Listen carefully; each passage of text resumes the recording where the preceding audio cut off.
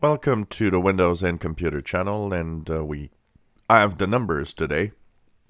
Usually, towards the end of each month, we have the numbers of the market share for the different versions of Windows 10. One of the interesting things of the Windows 10 October 2020 update is that it is up almost 10%, which is pretty good. This is the biggest jump that it actually had for 20H2. So it's actually moving forward faster. And it didn't really take much of the May 2020 update. That was 42.8 last time. It's 42.1 now, so stayed pretty stable, which means it actually took out more from the older versions of Windows 10, mainly Windows 10 version 1909.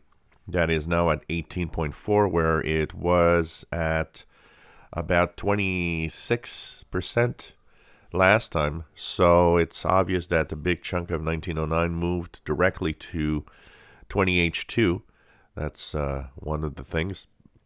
And so it's interesting to see these numbers. Remember that 1909 is going to have its two last Patch Tuesday updates.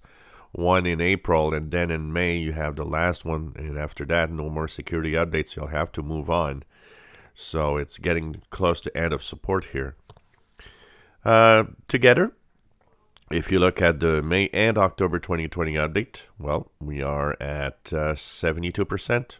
That's pretty good. 72% of the market share is from last year's operating systems. So that's good news for Microsoft. It means that people are moving on. And we didn't have any numbers in a long time, but we're still considering that there's a little more than 1 billion active monthly Windows machines out there, which is pretty amazing when you think about it. Remember that a big chunk of the Windows machines are enterprise machines, much more than consumer. But things are going on, things are marching on.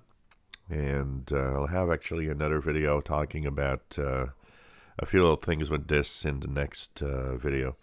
So if you want to learn a little more, and also we'll talk about, okay, here's why maybe you don't have it yet, and so on.